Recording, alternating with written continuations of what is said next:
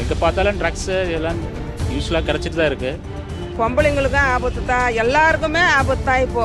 ஏன்னா இது மாதிரிலாம் அந்த மாதிரி இல்லை, இப்போ கண்டினியூஸாக நடக்குது. திருத்தணி ஒன்று முதல்ல போலீஸ் தைரியமாக இறங்குனாங்கன்னா இவங்கெல்லாம் இருக்கிற இடம் தெரியாத ஆளுகலாம். இந்த கவர்மெண்ட் ஏதாவது ஆக்ஷன் எடுக்கிற மாதிரி தெரியல, போலீஸ் அந்த மாதிரி ஏதாவது ஆக்ஷன் எடுக்கிற மாதிரி தெரியல. எடப்பாடியார் இருக்கும்போது ஒரு நிறைய போதைப் பொருள்லாம் அவர் தடை பண்ணார், நிறைய ஒயின் ஷாப் எல்லாமே க்ளோஸ் பண்ணார். இந்த ஆட்சியில் பார்த்தீங்கன்னா ஃபுல் அண்ட் ஃபுல் குடி, கஞ்சா, அபீன், வேறு என்னென்ன யூஸ் பண்ண முடியுமோ எல்லாமே யூஸ் பண்ணுறாங்க. இப்போ பெண்களுக்கு பாதுகாப்பு கிடையாது, ரொம்ப அராஜக ஆட்சி தான் நடக்குது. என்னைக்கு நைட்டில் 1 மணிக்கு ஒரு பொம்பளைங்க போயிட்டு வராங்களா அன்றைக்கி தான் பாதுகாப்பு. இது ஆட்சி மாற்றம் வந்தால் தான் எங்களுக்கு பாதுகாப்பு நாங்கள் உணர முடியும். எடப்பாடியார் ஆட்சி வந்தால் தான் நாங்கள் உணர முடியும். ஆனால் வேளச்சேரியில் நேற்று டோர் டெலிவரி பாய் மீது அட்டாக் நடத்தியிருக்கிறாங்க. இப்படியே தமிழ்நாட்டில் இப்போ போதைப் பொருளோட நடமாட்டம் அதிகமாகிடுச்சு நீங்கள் நினைக்கிறீங்களா? ஆமாம் சார், கண்டிப்பாக. ஏன்னா இது மாதிரிலாம் அந்த மாதிரி இல்லை, இப்போ கண்டினியூஸாக நடக்குது. திருத்தணி ஒன்று, இப்போது வேளச்சேரியில் ஃபுட் டெலிவரி பாய் வேட்டை ஆரம்பத்துலேருந்து போலீஸ் யாருமே சரியாக ஃப்ரீயாக விட்டுட்டாங்க. அதனால் தலைவரிச்சு நாடுறானுங்க இந்த ரவுடிங்க. அவங்க முதல்ல போலீஸ் தைரியமாக இறங்குனாங்கன்னா இவங்கெல்லாம் இருக்கிற இடம் தெரியாத ஆளுகலாம். அதாவது தூண்டி விடுறாங்க, தூண்டி விட்டு இளைஞருங்களை தூண்டி விட்டு இந்த மாதிரி பண்ணுறாங்க. அதனால தான் வேற என்ன இப்போ இளைஞருங்கன்னா சம்பாதிக்கிறதுக்கு எங்கேயும் போக மாட்டாங்க. ஏதோ ஒன்று கொடுத்தாக்கா, ஏதோ ஒரு பணத்தை கொடுத்தா ஏதோ ஒன்று பண்ணிட்டு போகிறாங்க. யார் பேரில் வரும், யார் பேர்லையும் வராது. அதனால அப்படி பண்ணுறாங்க. அது நேற்றோ முந்தா நேற்றோ தொடங்கி ஸ்டார்ட் பண்ணதில்லை, ரொம்ப நாளாக அப்படி தான் போயிட்டுருக்கு. எங்கே பார்த்தாலும் ட்ரக்ஸு இதெல்லாம் யூஸ்வலாக கிடச்சிட்டு தான் இருக்குது. இந்த கவர்மெண்ட் ஏதாவது ஆக்ஷன் எடுக்கிற மாதிரி தெரியல, போலீஸும் அந்த மாதிரி ஏதாவது ஆக்ஷன் எடுக்கிற மாதிரி தெரியல. இந்த நடமாட்டம்னா அது பசங்களுக்கு இப்போ ரொம்ப ஆபத்தான நிலைமையில இருக்குது. நல்லது நடக்குதா கெட்டது நடக்குதா புரிஞ்சுக்க மாட்டேன்றாங்க. பொம்பளைங்களுக்கும் ஆபத்து தான், எல்லாருக்குமே ஆபத்து தான் இப்போ. ஆமாண்ணா, இப்போ எடப்பாடியார் இருக்கும்போது ஒரு நிறைய போதைப் பொருள்லாம் அவர் தடை பண்ணார், நிறைய ஒயின் ஷாப் எல்லாமே க்ளோஸ் பண்ணார். இப்போ அங்கங்கே ஒயின் ஷாப்பும் இருக்குது, நிறைய போதைப் பொருள் டெலிவரி பண்ணுறாங்க. இளைஞர்கள் கிட்ட தான் நிறைய போதைப் பொருள் வருது. இப்போ சின்ன சின்ன பசங்கள்லாம் கூட கூலிப்பு அந்தமாரி விஷயம்லாம் நிறைய போட ஆரம்பிச்சிட்டாங்க. அவர் இருக்கும்போது இதெல்லாம் கிடையாது. எங்களுக்கு அவர் வந்தால் தானே விடிவு காலம் பிறக்கும். இந்த ஆட்சியில் பார்த்தீங்கன்னா ஃபுல் அண்ட் ஃபுல் குடி, கஞ்சா, அபீன், வேறு என்னென்ன யூஸ் பண்ண முடியுமோ எல்லாமே யூஸ் பண்ணுறாங்க. மேக்ஸிமம் சட்டம் என்ன போலீஸ்லாம் என்ன பண்ணுறாங்கன்னு எங்களுக்கு தெரியலப்பா ரீசனாகவே. இப்போ பெண்களுக்கு பாதுகாப்பு கிடையாது, ரொம்ப அராஜக ஆட்சி தான் நடக்குது. பெண்களுக்கு பாதுகாப்பு இல்லை, நீங்கள் சொன்னால் அதான் உண்மை.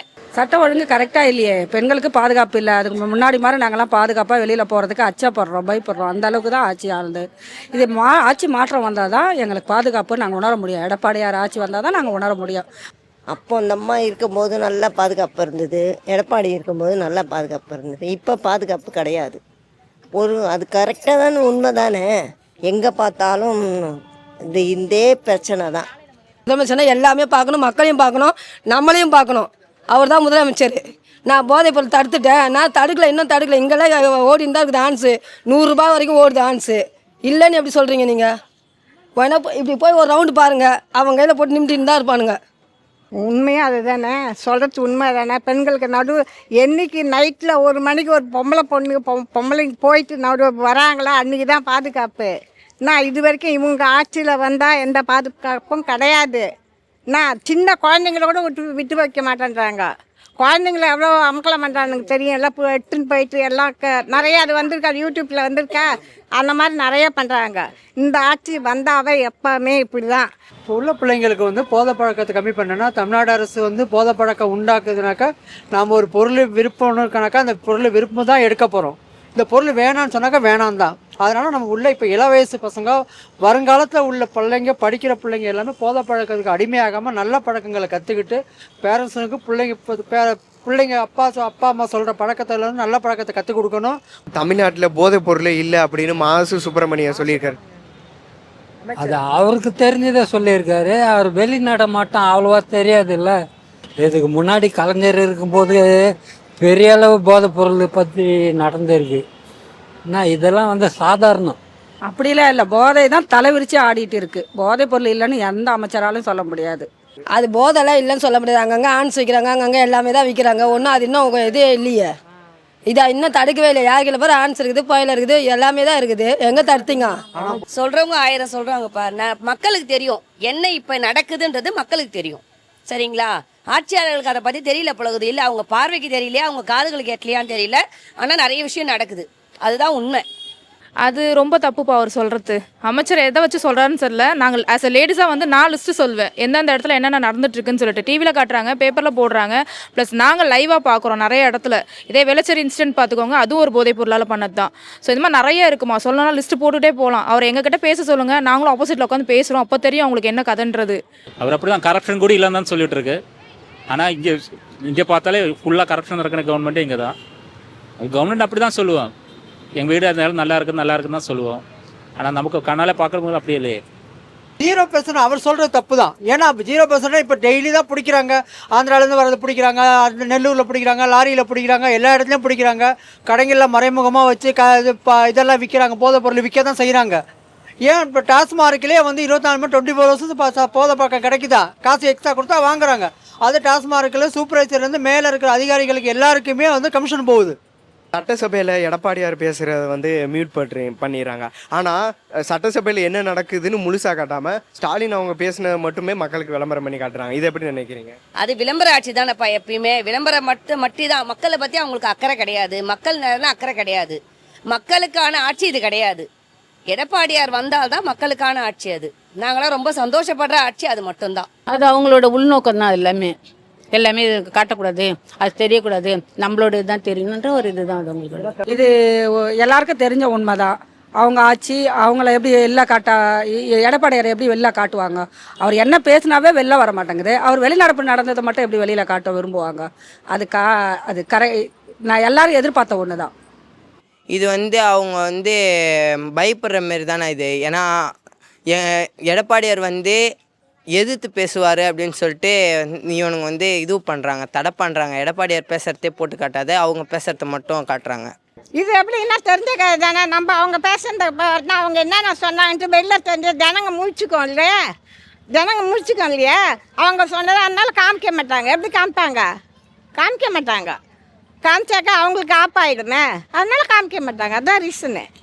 இதுவும் ரொம்ப வெஸ்டாதமாக இருக்குது. அது ஏன் அப்படி பண்ணுறாங்கன்னு எங்களுக்கு ரீசனாக புரியல. நாங்களும் இதை நிறைய இடத்துல சொல்லியிருக்கோம். ஸ்டாலின் பேசுகிறத மட்டும், சிஎம் பேசுகிறத மட்டும் காட்டுறீங்க, அதே எடப்பாடி பேசுகிறத ஏன் காட்ட மாட்டேன்றீங்க? எல்லா டிவி சேனல் ஏதாவது ஒன்றுத்தையாவது காட்டணும்ல. வெளிநடப்பு பண்ணுறத நாங்களும் எப்படி தெரிஞ்சுக்க முடியும்? மக்களாக நாங்கள் எப்படி தெரிஞ்சுக்க முடியும்? ஸோ அது ஒன்று இருக்குல்ல, எங்களுக்கு தெரியணும். அதை ஃபஸ்ட்டு பண்ண சொல்லுங்கள். எல்லாரும் மீடியாவாக இருக்கட்டும், இல்லை வேறு ஏதாவது பர்சன்ஸ் மூலமாக எங்களுக்கு பண்ண முடிஞ்சாலும் பண்ண சொல்லுங்கள்.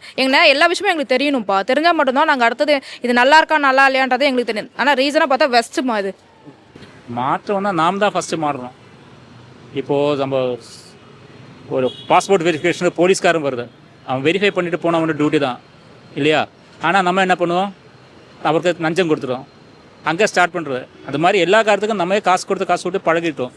இப்போ ஒரு ஆள் 500 ருபீஸ் கொடுத்துட்டா நெக்ஸ்ட் அவருக்கு இருந்தால் அப்படியே எதிர்பார்க்குவோம் இல்லையா? இது மாதிரி நம்ம ஸ்டாப் பண்ணியா தான் எல்லாமே ஸ்டாப் ஆகும். நீங்கள் ஒரு வீட்டில் இருக்கிற நீ எவ்வளோ கட்டுப்படுத்தினா அவனுக்கு கட்டுக்கு அடங்கினா தான் ஆச்சு. கட்டுக்கு அடங்கலை என்ன பண்ணுவாங்க மக்களுங்க? அதுவும் ரைட்டு தானே. எப்படி இருந்தாலும் நல்லதே நடந்தால் சரி, அவங்கவுங்க நடவடிக்கை எடுக்கணும். எடுத்தால் தான் அப்போ தான் பயம் இருக்கும் மக்களுக்கு. எடப்பாடி வந்தாருன்னா அம்மா எப்படி எல்லா இது திட்டமும் கொண்டு வந்தார்.